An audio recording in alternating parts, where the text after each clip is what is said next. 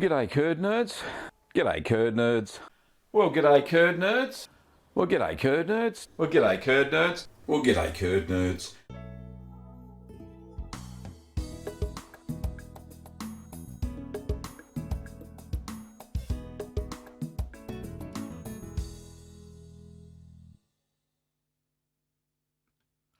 G'day curd nerds. Welcome to another episode of Ask the Cheeseman. This is where you can ask your home cheese making questions, and fingers crossed I'll be able to answer them. So this is episode 127.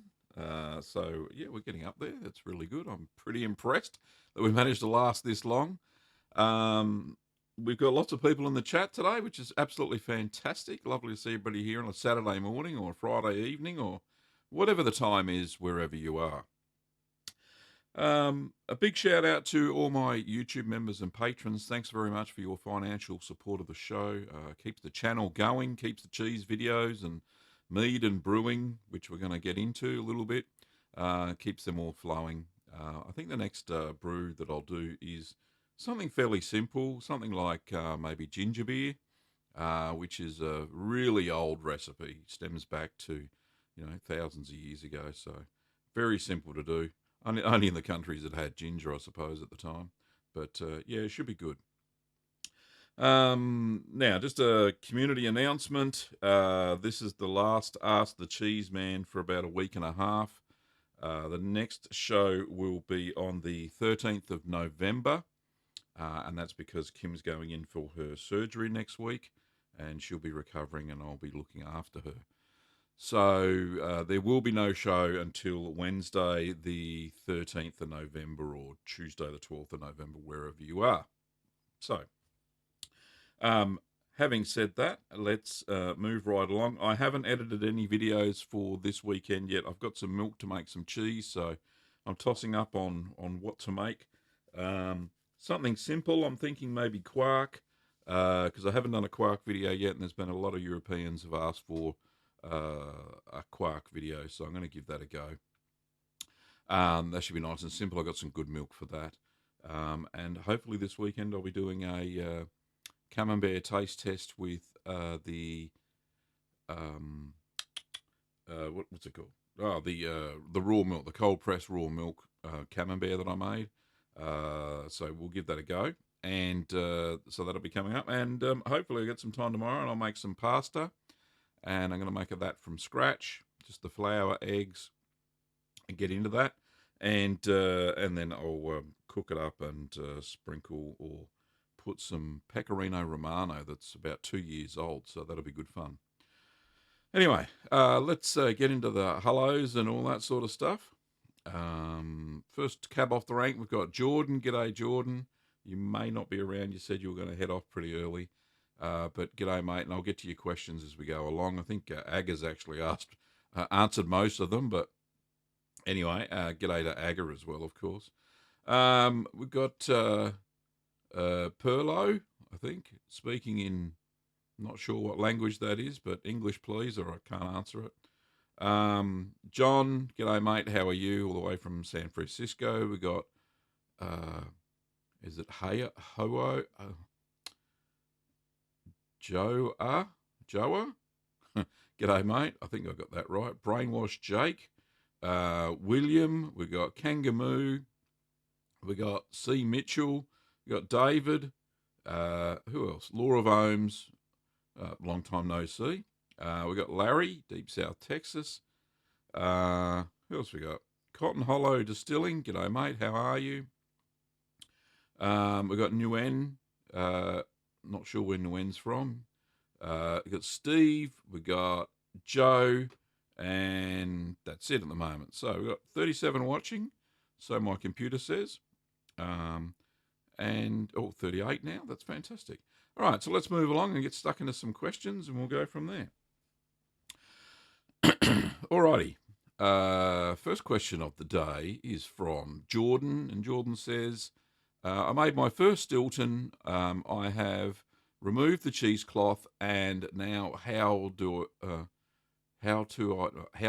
clean the cheesecloth? It has a lot of mold on it, and once used for cheesecloth, it's no good. Okay.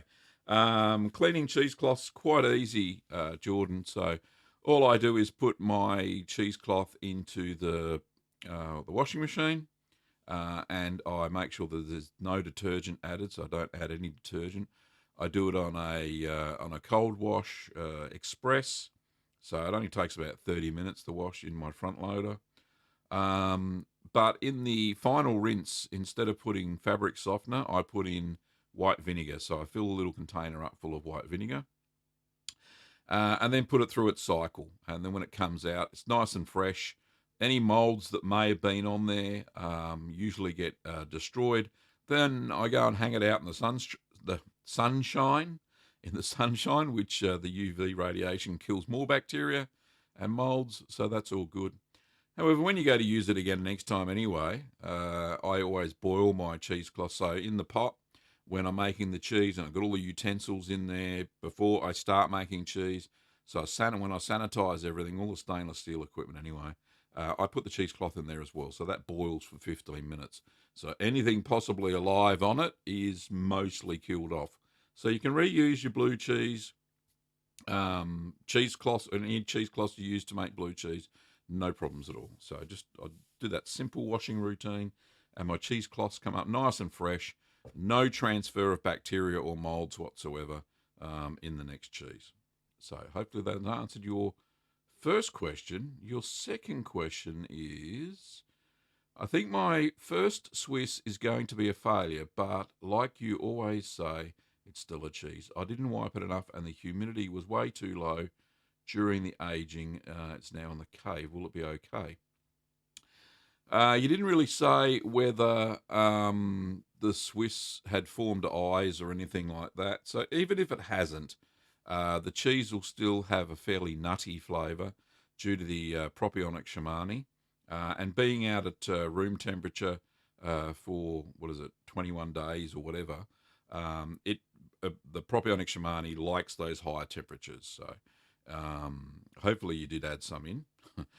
Being a typical Swiss style cheese with eyes, then that's what you do. But yeah, the flavour will be there. If you don't get any eye formation or there was no swelling, there's no big deal. But anyway, it should be good. Okay, and Aga's going through, he's answered all the questions beforehand, but that's okay. Now, Jordan has another question, not Geordie. I have a Stilton Swiss and raw goat milk cheddar that will be ready mid-January and will be at the one time a week in December, but I will be out of town for 10 days. Will they be okay? Yeah, definitely. Sometimes I skip a week due to negligence or just get too busy or what have you. So, yeah, no problems. It just skipping 1 week will not kill your cheese. They'll be fine. Okay. What else we got? Looking for another question. Gee, way down there. Here's a question from Brainwash Jake, 2002. What cheese do you make the most often? Well, lately it's been Camembert or Camembert styles or bloomy white ones because I've been doing some experiments and stuff, but that seems to be working out all right. But that's the one I've been making the most often. Normally I don't make the same cheese twice unless I really like it. I've made Cotswold a few times because Kim really likes it. I've made Caerphilly many times because it's just absolutely lovely and doesn't take very long.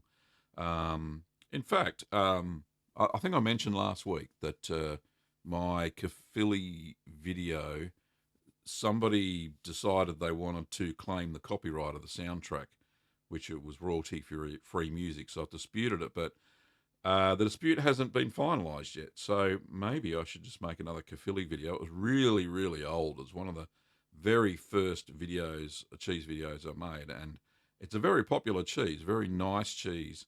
So I'm thinking I might bring it up to 2019 video standards and narration standards, and maybe make that one today as well. Let's have a look. Caerphilly. Nice. Put it on my list. If it's on my list, it'll get made one day. Cool. So, yeah, I hope that answers your question, Brainwash Jake. William says, G'day, Gav. Love the mead video. Any plans to do a cider? Love the channel. Yeah, there is some plans to do some cider, William, because I've got this rather expensive Mad Millie cider kit sitting in my cupboard that I haven't sold for a year. So I'm going to break that out and make some cider, and we'll see how that goes. I used to make cider, but the Mad Millie range, they have a whole bunch of cider flavours, like strawberry cider and all those fancy ciders that you see in the bottle shops these days. So yeah, I'm going to crack open that and see what we need to do. David says, when you put a cheese in your cave, you put it in a plastic box. Why is this, please? Good question, David. So when I do put a cheese in a plastic ripening box, it's just a normal plastic tub. It's got a rack in the bottom, so it keeps it off the bottom of the plastic tub, stops the cheese from contacting any moisture that may come out of the cheese as it's ripening. Now, I do this for a couple of reasons. A, to keep the humidity up without having to keep the humidity high in my cheese fridge or cheese cave. So that works. Any of the trapped moisture creates a little micro environment for the cheese, and that works really well. Great for bloomy rind cheeses, great for blue cheeses, great for any natural rind cheeses. So, isolate those from all the other cheeses in the cheese fridge. And the other reason is humidity and isolation, to isolate it from any cross contamination from any other different kind of mold ripened or washed rind cheeses that I'm making at the time. So they're the two main reasons why I use a ripening box in the cheese cave or cheese fridge. Okay. Somebody said to Larry, who's got his own YouTube channel as well, keep up the vids. Yes, keep up the vids, Larry. They're great. I really do like them. You're doing a good job there, mate. John says 158,000 and stable. I can't really tell at the moment, but I think I'm pretty close to 159. But YouTube only clocks over in the thousands now on the little counter. It used to be fairly active, but oh well. Okay. What's the next one? Yeah, John says thumbs up. Yep, thumbs up. It's 49 watching and only 15 thumbs up. If you like it and you're watching it, take the time just to hit that. YouTube will love it. They go crazy and they'll show the video everywhere. Nguyen says, hi, Mr. Gavin. It's amazing to see your beautiful work. Hopefully you will share a mozzarella with a milky texture and how I can raise my own cheese culture. Thanks for the answers. Cheers. No problems at all, Nguyen. Mozzarella, the milky texture. I'd have to use buffalo milk, and that's how you get the milky texture one. And that's absolutely fantastic. How to make your own cultures. Raw milk already has those cultures in them. So if you use raw milk, so that's unpasteurized milk, then all the cultures are in there already. They're naturally occurring. It's hard to raise them. They're in the environment. That's just one of the things they are. I can make my own molds, but not your own cultures per se. Steve says, praying for Kim and a speedy recovery. Thanks, mate. Appreciate it. Jordan says, my Stilton is wider than taller. Okay, should I turn it on its side on some of the turns to allow for more air access to the main surface holes? Jordan, in fact, that's actually what they do in the commercial dairies. They actually, blue cheeses are ripened on their sides. Okay, not Stilton. Stilton seems upright because they pierce the sides as well when they make the Stilton.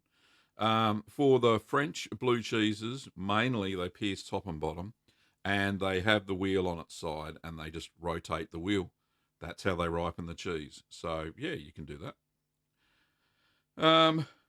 Joe says, can I do this in a plastic container?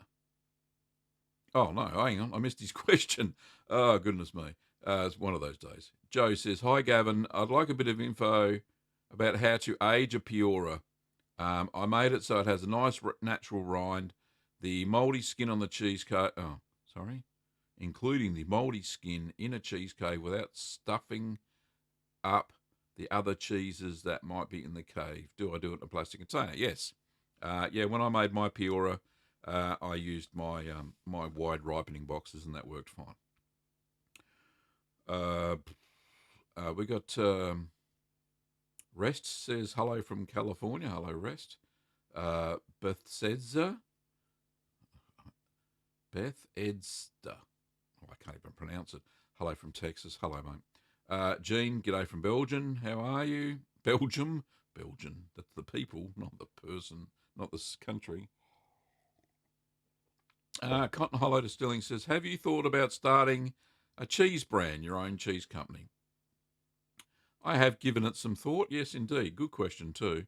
But the amount of laws and regulations I would have to go through to achieve my own cheese company and to make cheese on a commercial basis is just something I don't want to do. It would cost me nearly $200,000 to set up a room that is that meets the standards for Food Safety Australia and Dairy Australia. I just don't have that kind of capital lying around. Plus, I don't have the inclination to make cheese full time. Quite comfortable making the videos on how to make cheese and show all you curd nerds how to do that.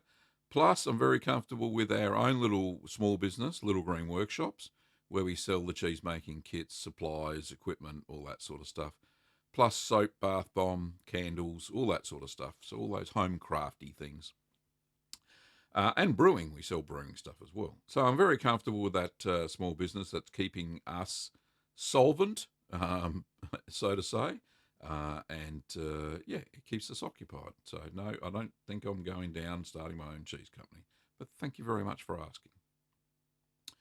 Laura Vome says, my cheese fridges are set to 12 Celsius. They fluctuate between 11 and 13. What is the best temperature for a blue? My current hard-pressed blue developed blue fur quickly. I scraped it off, and now it has... now a bit of geo has taken over. What's the best humidity? Right, so my cheese fridge, my one and only, because I rotate cheeses in and out of there so fast, is between 11 and 13. It's very hard to control. It's set at 12, but it fluctuates, as these things do. So the best temperature of blue is about 13 Celsius, thereabouts, depending on the blue, I suppose. But most recipes say about 13. And it says you've scraped off the blue and it's got a bit of geo. The geo will be fine. That's just prepping the surface. I've had blue cheeses that are covered in blue and white, but as long as the blue has penetrated down through the spike holes that you put into the cheese, then you shouldn't have any problems at all. Okay. Bruce, I think it's Bruce. Where is it? Greetings, Gavin, from Bruce in New Jersey. G'day, mate. David said, what type of blue cheese makes a good crumbled blue cheese? Definitely Stilton. Stilton is a really good cheese that is quite crumbly as you age it longer. Quite creamy, though, as well, but not that gooey, creamy cheese that you'll find in some cheeses like Roquefort is a fairly creamy. Something like Forme d'Ambert is really creamy as well. So is Gorgonzola Dolce, which is the sweet Gorgonzola, not the Gorgonzola Picante, which is longer aged and really hard and firm. That's the more crumbly one as well. So Gorgonzola Dolce, Picante, I'll get it right.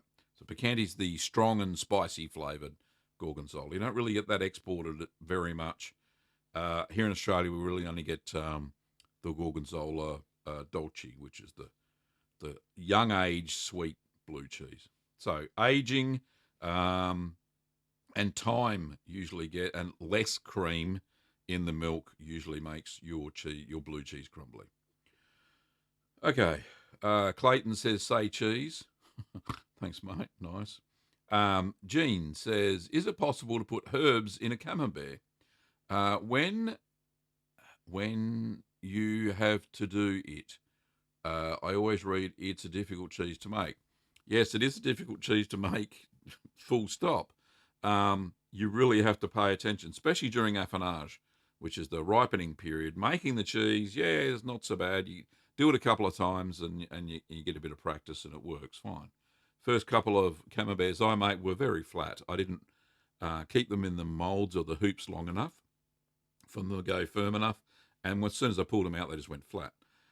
When adding herbs to camembert, rarely do you see that in traditional camemberts.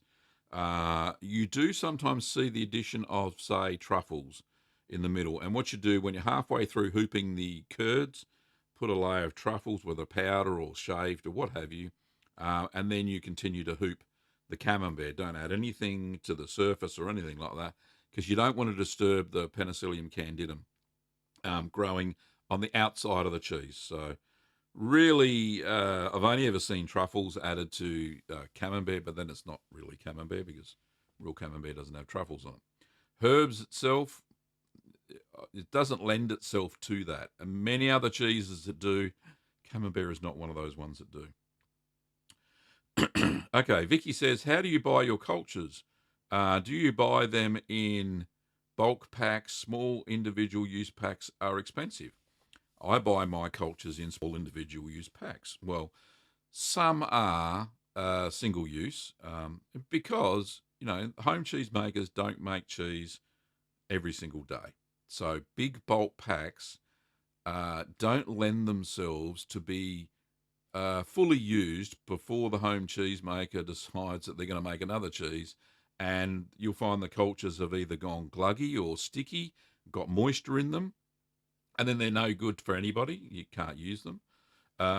Or they go well past their best before date. Now, best before date for cultures, I tend to, I've used cultures up to 2 years that are past their best before date. I store everything in the freezer, and I store them in little sanitized jars like this. I take them out of the foil packets because that's where moisture will get in when it's in the freezer. Put them in these, screw the lid on tight, and they stay dry and clean and viable for a long, long time. Anyway,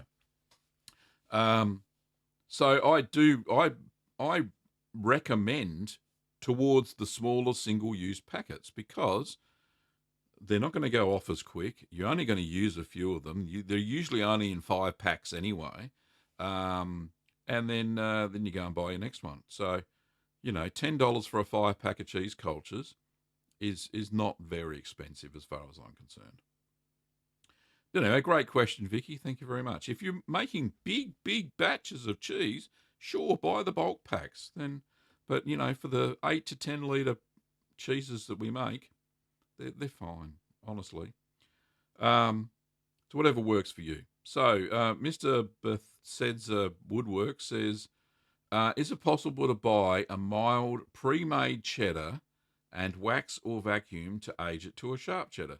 Yes, indeed, it is. So if you buy a decent cheddar that hasn't been aged very long, you can re-wax it if you like, or leave it in its vacuum pack in the little plastic bag it came in, as long as it's vacuum packed, and then go and pop it in your cheese fridge at 13 degrees Celsius.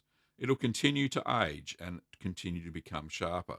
So, yeah, you can do what cheesemongers do.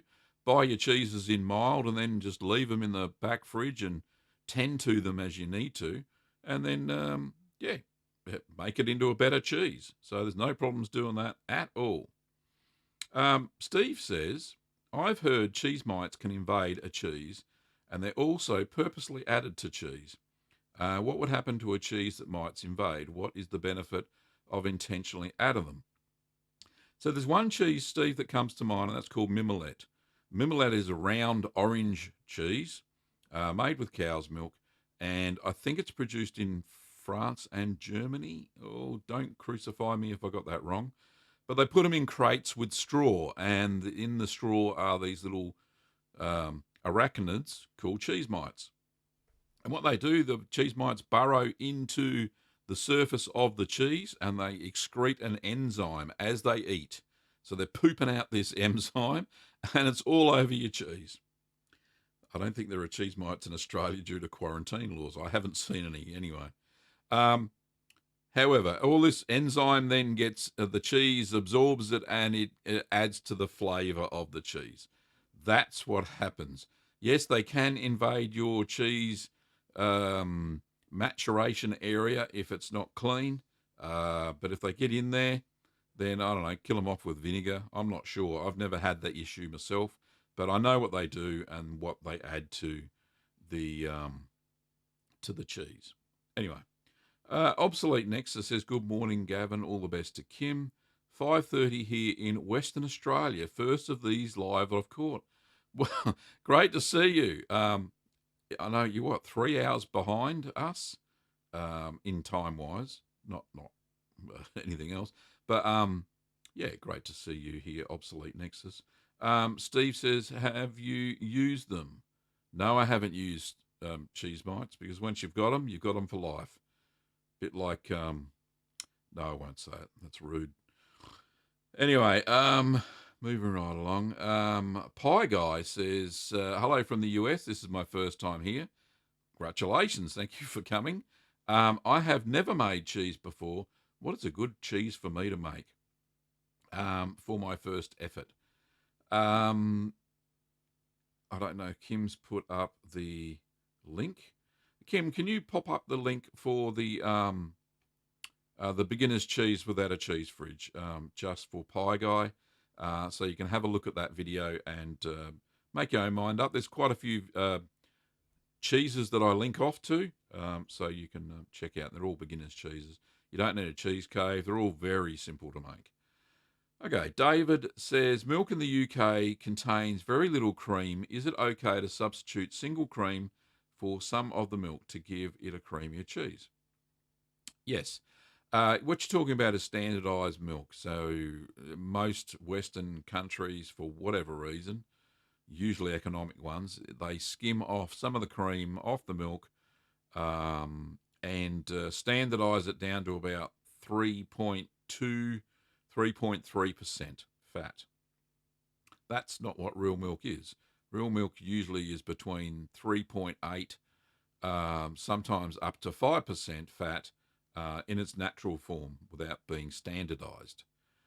Yes, you can add back some of the cream, David, to the milk. Make sure it's not ultra pasteurised, just standard cream, no additives, just pure cream into your milk.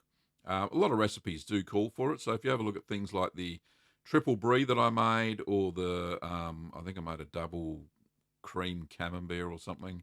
Also, I think the Stilton has extra cream added to it. So yeah, definitely you can add more cream to increase the fat content of the cheese. Zakaria, I think that's how you say it. Zakaria, there we go. My quick mozzarella never stretches. It crumbles as I heat it and gets hard. I use pasteurized milk without calcium chloride, lemon juice instead of citric acid, and I'm sure of my pH. I use a pH meter. Okay. Some advice. Skip the quick mozzarella. Move on to traditional mozzarella. It's a lot easier. Using cultures to increase the acidity of your curds is a far better way than using lemon juice or citric acid. And yeah, make sure that the pH is between 5.3 and 5 before you even attempt to stretch it. I do think that milk has a lot to do with it as well. It's got to be fairly decent milk, so pasteurized, unhomogenized, to make a good quick mozzarella, although I have made it quite successfully using pasteurized and homogenized milk. Ultra pasteurized milk, you will not be able to make it at all. It'll be crumbly. You'll rarely get a curd set. So check out those few things and move on. Traditional mozzarella. Quick mozzarella really is, just because it's quick doesn't mean it's easy, if that makes sense. Anyway, I hope that helps, Zachariah. Jordan says, thank you. I will sort of leave. Will be listening on my phone in the car. Can watch or chat back. Oh, can't watch or chat back. Have a good weekend, and we will pray for Kim that God will help her and guide the surgeon's hands. Yet they will indeed. Thank you, mate. First super chat of the day. Lovely to see. Who's that then? Who is that? Let's have a look. Oh, Jim Jackson. Thank you, Jim, for your kind $5 super chat. Greetings to my king and queen. Oh, king and to my king. So, there's your gold star for being a good lad. It's great to be catching the Lord of the Nerds before it is even close to the end. Good on you, mate. Now, if we can get YouTube to something, I'm not sure what you said there. Hang on. To notify us in less than 30 minutes after the stream starts, we'll be better off. Yeah, indeed. They're a bit slow on the uptake. Anyway, where am I up to? Vicky says, I also use raw milk so I don't have to add the culture to it in order to make feta or provolone, etc. Is that a question or a statement? Okay. Anyway, so I'll answer it as a question. It's got a question mark. I would definitely add the starter cultures. You don't know what the lactic bacteria are in your raw milk. You won't know. So I would certainly add some starter culture according to the recipe, especially if you're going to make something like provolone, which needs a thermophilic starter culture to make the acidity because it's a high heated and you don't want to destroy the culture. So you definitely need a thermophilic for the provolone. The feta, not so much. Yeah, you can get away with the natural lactic bacteria in your raw milk, so that'd probably be okay.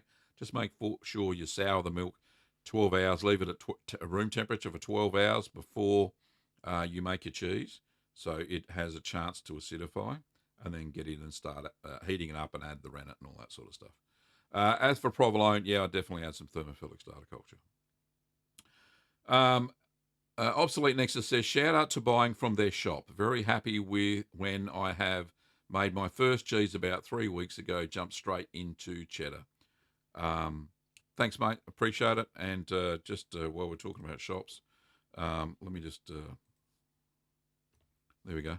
So that is our shop, littlegreenworkshops.com.au. And we have cheese making supplies, of course, but we also have brewing, candle making supplies, bath and body soap supplies, if you're into that sort of thing. But anyway, the cheese making supplies, you can get accessories, so like little tools and stuff and chopping boards. And you got cheese making supplies, cultures, kits, rennet, equipment, baskets, ingredients. You got some books. We've got some hard books, and I've got an e-book that I've written as well. And you got the merch for the store, like this one that I'm wearing here. But anyway, yeah, you can pick up supplies. We ship all over the world, so not a plug, but thank you very much. Oops, I've lost everything. There we go. I'm back again. Yeah, so, but thank you very much, Obsolete Nexus, for the shout out for the shop.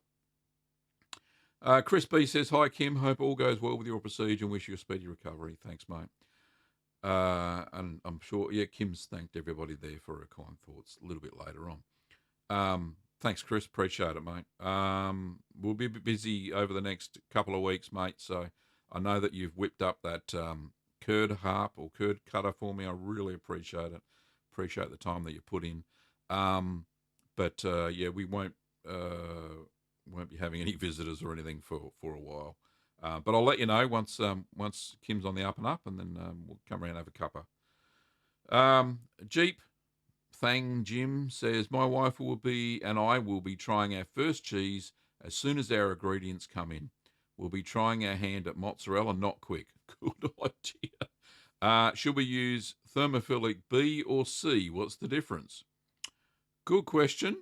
Not much information there. What company did you get the cultures from? So I can check. As long as it's got I use a combination. So I've got ST, which is Streptococcus thermophilus, um, Lactobacillus helveticus, and what's the other one? Those two. As long as it's got those two in it, it'll work, and you'll get a quick acidification, and you'll be able to make your mozzarella. So check that out. John says, wondering whether just doing a rubbed or rolled herb camembert instead. Yeah, John, you probably really inhibit the mold growth on the outside, but it's a good idea. You probably try it. If you rub it, I don't think it'll grow. The only thing that I've ever seen on the outside of a camembert or brie or something like that is ash, and that helps promote that neutralizes the pH of the surface of the cheese, so it raises the alkalinity or lowers the acidity, and that then tends to let the Geotrichum candidum and the Penicillium candidum grow a lot quicker. I've noticed, and you get a better coverage. You can't taste the ash; it's just neutral, so you don't get a gritty feeling in your mouth. You can't taste it at all. So that's the only thing I've ever seen. SA says, how can I make a Wisconsin sharp cheddar?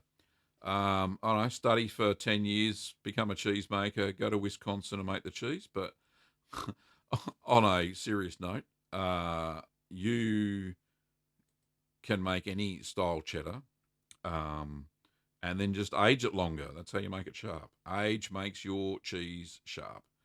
Colt Nino says, stuck at work, I'll watch later. Thanks, mate. Thanks for popping in. Medowitz, I think that's how you say it, says, not sure if this has been asked before, but some aged cheeses develop ammonia. How does one control for that? Some aged cheeses, as in really the ammonia is only caused by Penicillium candidum, what's the other one? Penicillium roqueforti tend to off-gas ammonia.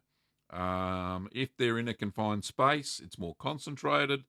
That's why we always turn our ripened cheeses, well, in the case of blue mold cheeses, at least once a week, and open the box and get rid of that ammonia.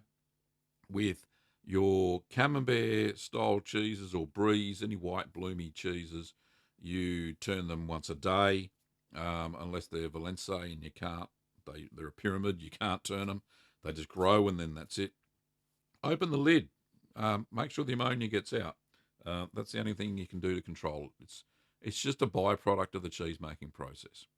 Remember that cheese is basically rotting milk. That's what it is.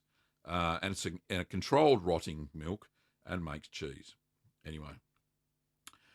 Kim says, thank you very much for your kind thoughts, everybody. Yes, thanks, Kim. And thanks so much for being the moderator of the channel and putting in the links and all that sort of stuff. Really do appreciate your help up the other end of the house. I really do. Love you very much. Muhammad says, I always follow you. You are a wonderful and loved person. Oh, thanks, mate. Become a cheese and learn to make something interesting because your personality and your style upscale and beautiful convinced us. Thanks. I love it. Martin says, what's your favourite cheese? All the cheeses, Martin. If you've been on the channel a few times, you'll know it's everything. Although I've never met a cheese I didn't like, except processed cheeses. And I don't like those very much. Okay, SA says, how can I make a Wisconsin sharp cheddar? I've already done that. Like I said, make a cheddar, age it for a long time. John says, doing the rub and herb camembert after you get the Geotrichum mold firmly established. Yes, that probably would work. Yeah, so probably just before you wrap the cheese, I'm thinking. I haven't tried it, but it might work. Rubbing something, herb spices into it, would probably work quite well, and then maybe it'll develop a little bit more bloomy white when it's sitting at 4 degrees for the couple of weeks. Martin says, what's the best temperature to enjoy cheese? Cheese is definitely best if you leave it at least 30 minutes at room temperature before serving your cheese on your cheese platter. It comes up to temperature, the flavours are enhanced. If you take a piece of cheese straight out of the fridge and eat it, you're only getting half the experience. So let it come up to room temperature. The cheese naturally has better flavors at around about 21 degrees Celsius. Any warmer, that's fine, but you'll find that if you're sitting outside in the hot sun, the cheese will start to sweat, and any mouldy cheeses, mold ripened cheeses, will go runny very, very quickly. But about 21 degrees Celsius, so room temperature in your home. I see you're having difficulty pronouncing Bethesda. Yes, my name is Chris. Well, g'day, Chris, from Texas. Love your channel and content. Thanks, mate. Thanks, Kimmy, for the link to the where is it? To the beginner's cheese list. Thank you very much. Appreciate it. Some bloke off the internet says, I hope this has not already been asked, but what is a good minimum list of kit to get started with? It depends on what cheese you want to make. It's always depends. If you want to make a soft cheese, then soft cheese kit's about, let me have a look. What's the price on my website? Soft cheese kit is $68. Mozzarella kit, $45. This is Australian dollars. If you want to make skyr, it's only $30. However, if you want an all-encompassing kit, then the artisan cheese kit that I've got on our website, it's up to $200. It's got all the bits, even a press, spoon, knife, you name it. It's got it. You can make lots and lots of cheeses with the artisan cheese kit, and we ship internationally. But it's up to you. All the cheese kits I've got. How many on my site? Goodness me. I don't know, about 16 cheese kits, I think. And they're all catered for different individuals who want to make different cheeses. So it's up to you. Okay. Pie Guy says, thanks for the link, Kim. No problems. Some bloke off the internet says, awesome, thanks. George Google. Oh, good Google. Where do you get Rennet from? Love the channel. I'm new. Thanks, mate. Shout out. Kim has given the link to the Rennet. Yep, so we've got a Rennet category there. Jim says, oh no, we already talked to Jim, and thank you for your super chat again. Brian O says, have you tried making cheese with milk from different dairies for comparison, say a Jersey herd or a Holstein? Yes, indeed. So the milk that I get mainly from Inglenook Dairies, they do a pasteurised, unhomogenized, and it's mainly from Holstein or Friesian cows. That's what my dad used to call them when we lived on a dairy back in the day.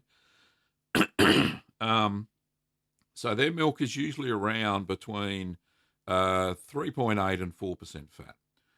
Jersey milk, and I have used that recently, the cold press raw milk made by a cow is exclusively Jersey milk, and that's about 5%. So, yes, I've made different cheeses from different cows. I've also made goat's cheese. I've made sheep's milk cheese. So, yes, there's lots of cheeses on the channel. Just go through them, and you'll find them. I find that the Jersey milk cheeses are a lot creamier, obviously, because they've got a higher fat content. Real Reddit says, I made mozzarella today and the texture came out very grainy. Any tips on getting a smoother texture? Yeah, less rennet, more heat, the correct acidity.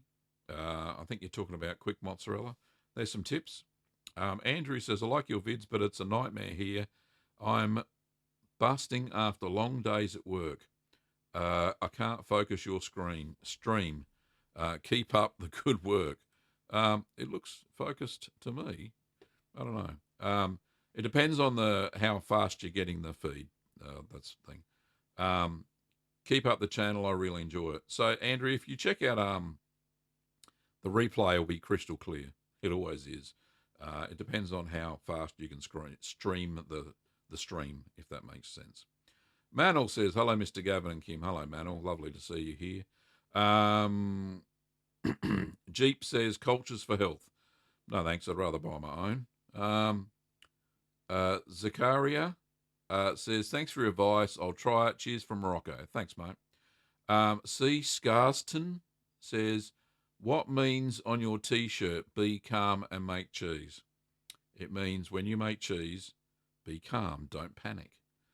There's no point in panicking when you're making cheese. Cheese is the most relaxing hobby that I've ever done. And I've done quite a few hobbies like brewing and that sort of stuff. But cheese making is relaxing. So that's why I say keep calm and make cheese. Tina says, hello, everybody and Webbers. I see that I'm catching towards the end of the show. Nice to see you, Tina. Meadowitz says, thank you, Gavin. No problems at all. Kim says, you're such a sweet talker, darling. That's all right, honey. You know that. We've been married for, 22 years? You should know that by now. Convenient Cheese says, how much money have you invested in cheese? It's a very general question. Cheese making equipment, probably a couple of $100. But mainly I've got lots of stuff here from my own kitchen that I use. Paid for the pot. Probably cost me $30 tops for the 14-litre pot, stainless steel. All the stainless steel gear. The press, maybe about $100. Yeah, probably a couple of $100. That's Australian dollars, of course. But you get to use it over and over and over again. I'm a mad collector of cheese baskets, so that's kind of a bit of a passion as well, trying to find weird and wonderful cheese baskets, but I've got quite a few of those as well. But yeah, that's how much I invest. And you invest whatever the good quality milk you can get, and the best milk you get, the better cheese you make. So that's cool. Chris from Woodworks says, do you have a preference between waxing and vacuum packing? No, not really. Some of the softer, semi-hard cheeses I'd rather wax because they don't have that the pressure of the vacuum packing, which tends to make them flatter. So I wax them. So things like Havarti, Edam, Gouda, those sorts of cheeses, even Budakäse is probably best waxed as well. If you can't do a natural rind, and vac packing for the firmer cheeses so they don't distort in shape. Starshot says, hi Gavin, my cow's milk cheeses are turning out too dry. What can I do to prevent that? There's a couple of things. Use a little bit less rennet, especially if you're using raw milk. Stir less, and keep an eye on the temperature. The higher the temperature, the drier the cheeses will be. So there's a few things that should help you out. Pie Guy says, good day to you. I enjoyed my visit here. Thanks for the info. Take care. See you later. John says, cheese eaters are better lovers. I suppose. I don't know. There's no evidence to support that, John, but yes. Ricky Donna says, hello, Gavin and Kim. How are you guys? Doing well, thanks, mate. Jean says, bedtime, it's 0015 a.m. See you next time. 15 past 12. Up late. But see you later, Jean. Hopefully when the clocks change for you, it'll be a better time.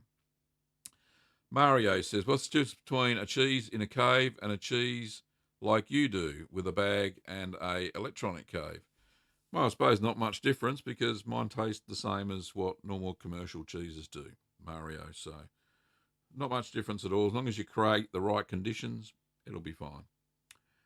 Probably not as much bacteria floating around in my cheese cave as, say, a natural cave.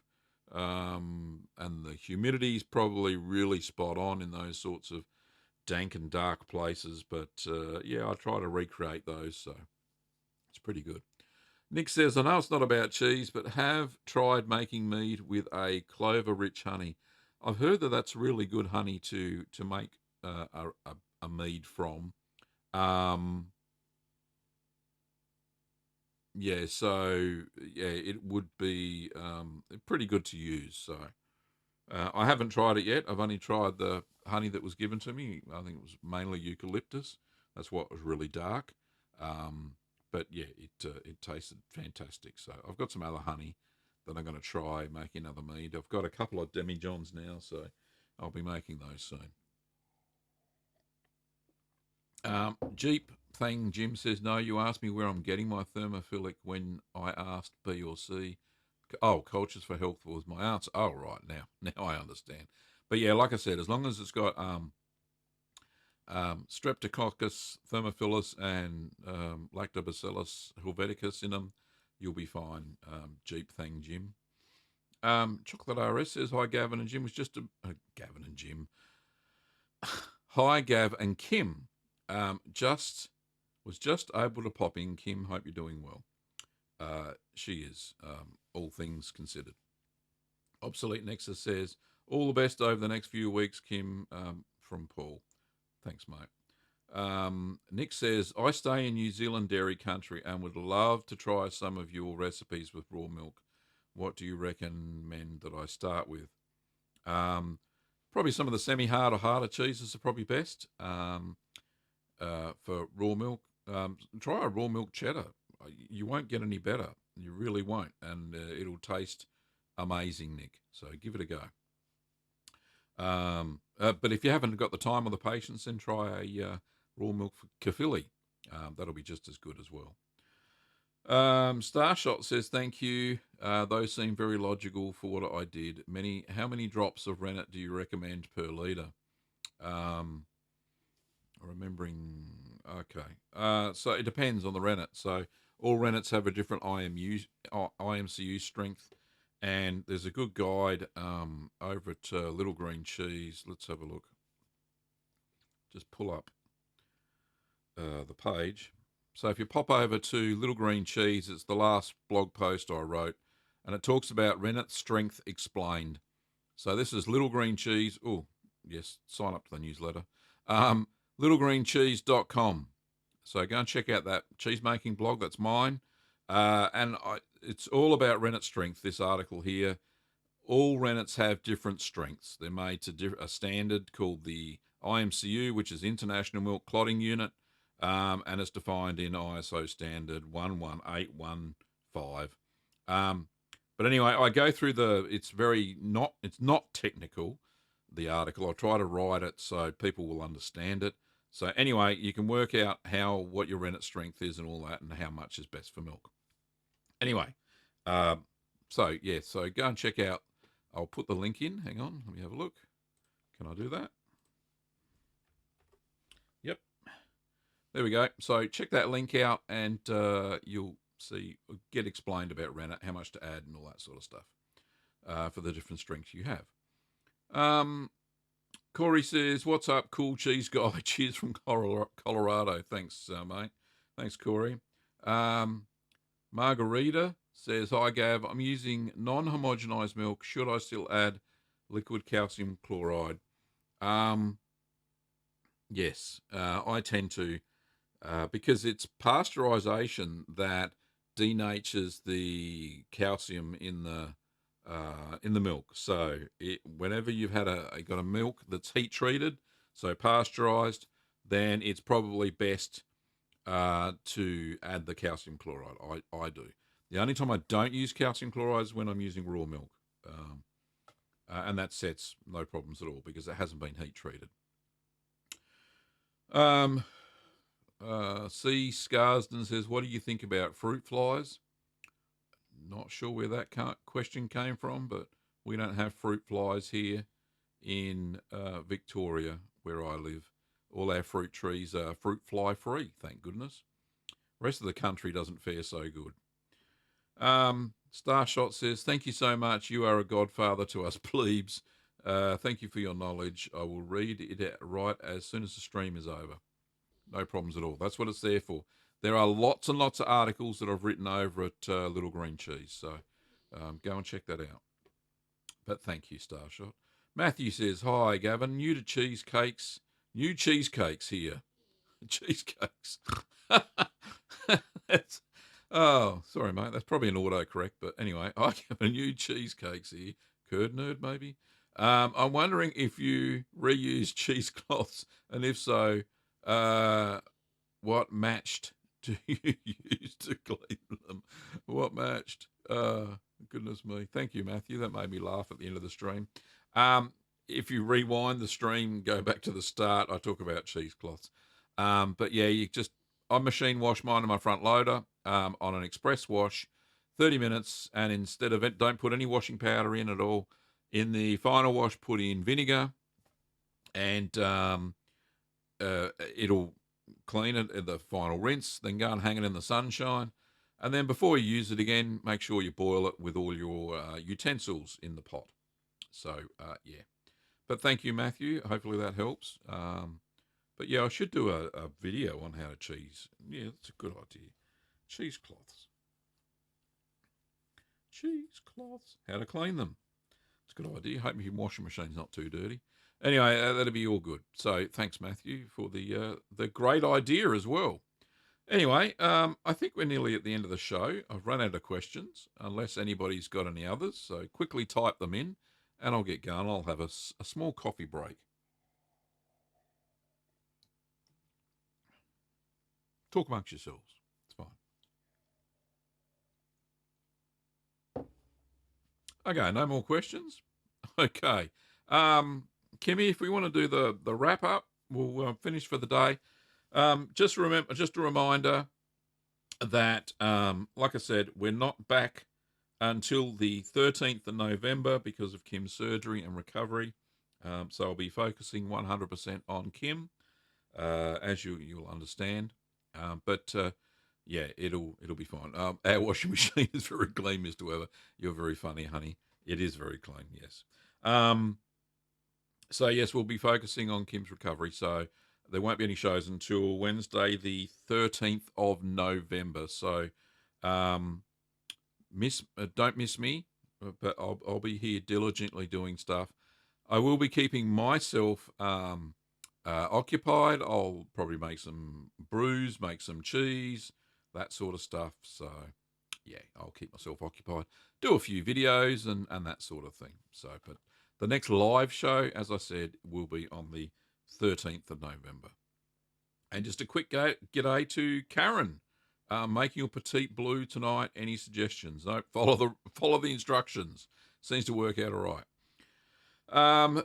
You can visit our shop over at littlegreenworkshops.com.au. I'll just show that one more time for those of you who missed it the first time. There it is, littlegreenworkshops.com.au. And we've got lots of kits and, I haven't even got the right category here. Lots of kits and cultures, rennet, equipment, baskets, ingredients, all that sort of stuff. We ship overseas and it all gets there fine. Never had any complaints, which is great. And you can support the show either by hitting the, let's go big screen, either the join button below, YouTube memberships, you get early access, as well as Patreon, and there's a link down to my Patreon page. And you can buy the merch. There's a merch shelf down below somewhere. It should have a picture of T-shirts and mugs and stuff. And you get, there's a cool mug. There we go. Certified Curd Nerd. That's cool. I like it. And, another Certified Curd Nerd shirt. So, yeah, you can go to the merch. And then people will ask you, where did you get that from? And then you'll go and check out Gavin Weber on YouTube. He's a cool dude. Anyway, not wanting to blow my own trumpet. But, yeah, us Aussies don't really do that. But anyway, thanks, everybody. And without your questions, there wouldn't be a show. So I really do appreciate everybody turning up